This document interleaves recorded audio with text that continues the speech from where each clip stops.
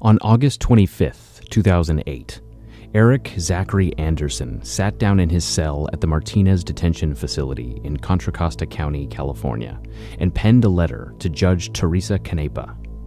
He told the judge that he was innocent, that he had witnesses to back up his alibi who were never called during his trial, and he was now being forced to pay the price for someone else's actions.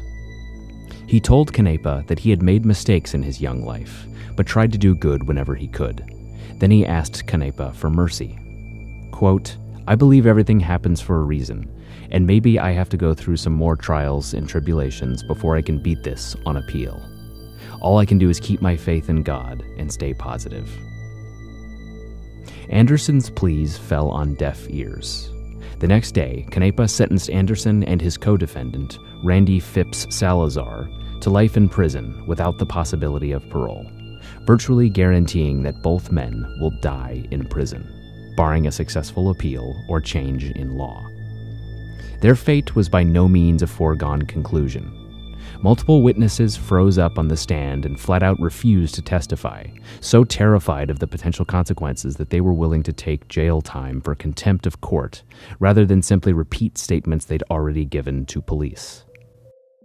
In order to understand how two men arrested for murder in their teens came to receive the most stringent penalty possible in the state of California, we have to go back 4 years earlier to an area defined by gang violence and methamphetamine trafficking, where people betray their supposed friends on a regular basis. But first, for those of you who aren't familiar, the city of Antioch, California has the makings of a typical Bay Area suburb, full of stucco houses, shopping centers, Little League fields, and a population of folks who commute to and from their jobs 5 days a week, pay their taxes, and go out to Chili's or Red Robin on a Saturday night.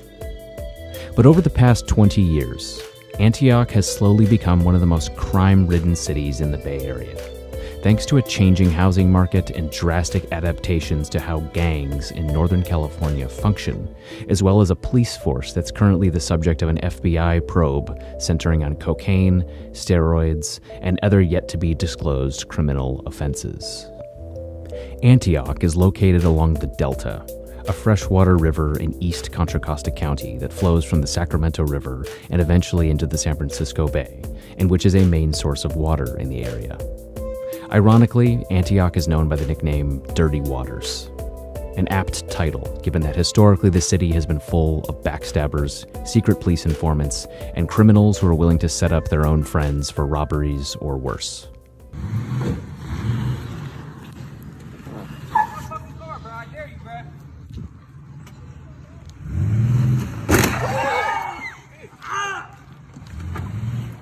Oh my God!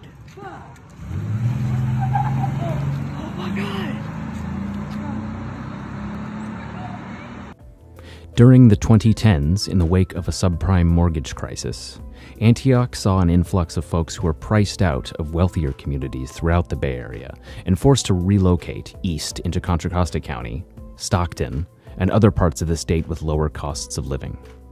Unfortunately, this also brought in gang members from all over the Bay Area, and gangs that were once contained to small neighborhoods in, say, San Francisco or Oakland, now found themselves spread out all over.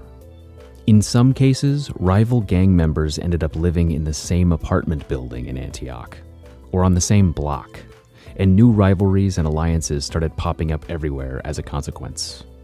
Groups like Clap Shit, Broad Day, The Low Mob, Broad Day Killers, All on a Bitch, and Kumi 415 started popping up all over town, to name a few.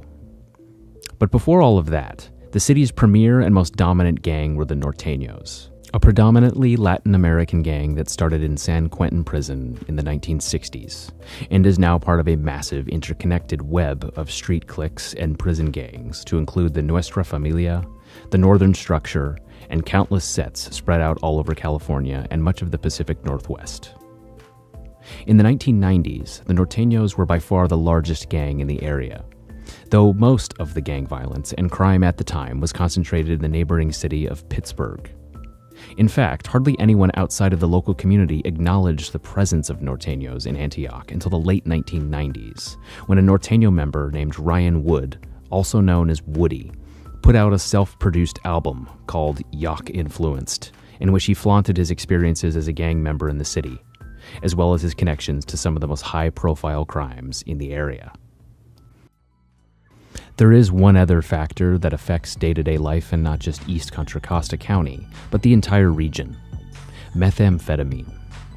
Decades ago, the marshy, deep east regions of Contra Costa were splattered with hidden meth labs, mostly controlled by biker gangs, and urban legends of unclaimed, secret cash stashes hidden by drug kingpins still exist to this day. Presently, Coco County is still known as a place where meth availability is at most a 5-minute drive away, and nowhere is that more true than Antioch and its adjacent communities. It is these two worlds that intersected in the early morning of September 21st, 2004, when a man named Matthew Stevens got out of bed early in keeping with his normal weekday routine. Like many Antioch residents, Stevens worked in San Francisco and usually got up around 4:30 a.m. to make the commute. He would keep a blue blanket in his car in case he got to work early so he could catch up on sleep. A short distance away, 2 other Antioch men were wide awake that morning. But unlike Stevens, it wasn't because they were headed off to their places of employment. As witnesses would later tell police, Salazar and Stevens had been hanging out at various Antioch residences with a large group of others, to include Eric and Filthy Phil and Jojo. Everyone in the group was smoking meth and stayed awake throughout the night. But Salazar, a member of a Norteño subset known as the Elite Northern Empire, seemed especially agitated and walked from room to room, revolver in hand, saying out loud he believed someone else was hiding in the house. Earlier in the day, a meth dealer and Norteño member named Gabriel had gone to the home of Mariette and, with the help of his brother Eric, a man named Michael and a woman named Christy, stole a rental Pontiac from Mariette before heading off to the home of Gary Chief Elizondo on West 16th Street, a known meth house. As luck would have it, 2 Antioch cops stopped by Chief's house that day as a part of a check theft investigation, where they observed the Pontiac parked outside.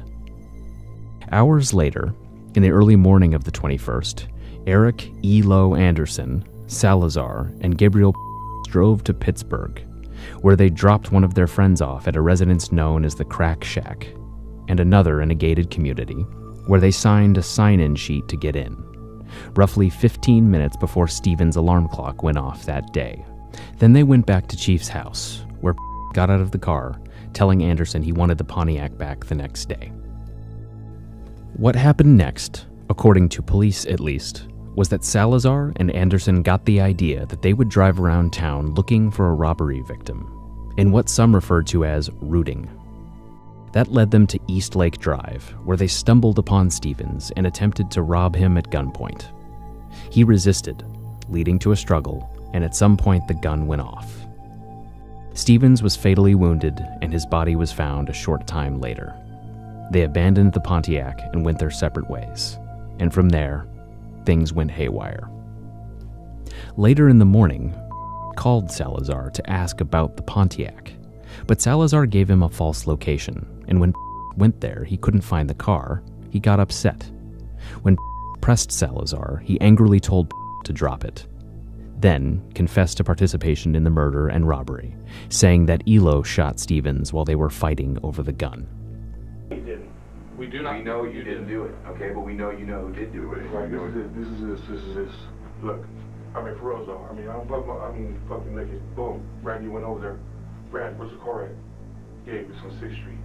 He says, hey, I said, what? He said, don't go get it. I said, why? Don't go get it. I said, why? He says, because if I see that car, I'm gonna fucking burn it up. Why? What happened? He said, him and Elo went over there and fucking, there was some guy outside and fucking Elo had a gun in the hand and shit and they were wrestling and the gun went off. Okay, that makes sense. Why were they even walking? That explains it. Relax. Yeah, man, because look, Yes. I'm not trying to go there, but You're all right, man. He's making me nervous. No, I'm shit nervous, man. I'm fucking hella nervous, man. Yeah, let's go water, man. You want something for me? I need some cookies too or something. Well, no. While Salazar clearly screwed up by telling about the murder, if that story is to be believed, Anderson was making far worse judgment calls. He went to the home of a man known as Tattoo Fernando to receive a tattoo that said Cal, the initials of a Norteño subset known as the Crazy-Ass Latinos. There, he told a man named Little that he had shot and killed a man just hours before. When aghast at what Anderson had confessed, told him to keep his mouth shut about it and not tell anyone, Anderson replied he'd already told about 8 people. Many of them, including and Fernando, would later make statements to police. The cops, meanwhile, were well on their way to solving the case on their own. It turns out an eyewitness had spotted the Pontiac moving to East Lake Drive moments before the shooting, and since there weren't too many cars on that quiet residential street at the time, detectives quickly honed in on that as their best lead. They traced the Pontiac to Chief, then to where they brought him in for questioning. He cracked, told police that Salazar had confessed to the murder, and ultimately took the stand at trial, noting that he was putting his life at risk for cooperating. Cool. Randy, what did he say about the shooting? Come on, man. I see your legs twitching and everything. Come on. Let's get it out there, dude. Come on, Gabe. That's it. Real shit. Dude, every case that we work like this, Real shit, though. I want to be on paper and shit, man. Every case that we work like this is the same. My life in jeopardy. I understand that. Dude, I put my life in jeopardy.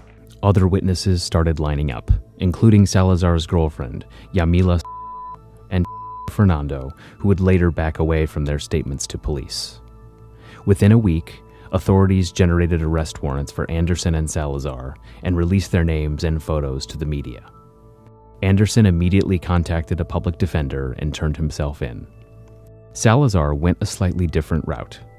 On October 4th, 2004, he was spotted by officers, refused to stop, and attempted to make a getaway. He sped away in his bronze Acura until a tire blew out, then ran to the foot of the Antioch Bridge and jumped into the San Joaquin River, where police plucked him out. Still, if this seemed like the makings of an open and shut case, it was far from it. In their first trial in late 2007, witnesses not only refused to testify, at least one, Yamila, refused to even show up in court. The result was a hung jury and a retrial for both men that occurred in 2008, where, once again, flat out refused to take the stand. When Judge Canepa forced her into the courtroom to answer questions, offered her immunity, and told her she had no legitimate reason to decline to give answers, said she would rather accept a contempt of court charge. The same thing happened with Fernando, but the prosecutor, Mary Knox, argued that these witnesses' refusal was evidence of how powerful the Norteño gang was in Antioch, and that it was able to interfere with the justice system by reputation alone. This was supplanted by the testimony of an Antioch police gang expert who labeled Salazar a high-ranking member of the NA subset, saying that authorities seized a letter he'd written to a Norteño regiment commander while he was incarcerated in the California Youth Authority, proving he'd climbed the ladder of the gang despite his young age. Anderson, meanwhile, was portrayed as an up-and-coming member of the Cal subset, which in 2014 was the subject of a major FBI operation called Omega Red, resulting in attempted murder and weapons charges for numerous members, including some who turned informants in exchange for leniency. In the end, Salazar and Anderson were convicted of murder and robbery, making them eligible for life without parole. They were 18 and 19 at the time of the crime, which, if they're lucky, may give them a parole date at some point, thanks to a California Supreme Court decision that applies to convicted murderers under the age of 25. In the meantime, both men remain in the state's prison system, and their only presence in the street has come in the form of shout-outs on albums from prominent local rappers. Stick to the code of silence like Randy Salazar here in New York doing life just for keeping his lips tight. Damn, Randy Salazar and Rascal from the state pen, man, we miss you, blood, and that gang. Anderson even recorded a song from prison over the phone.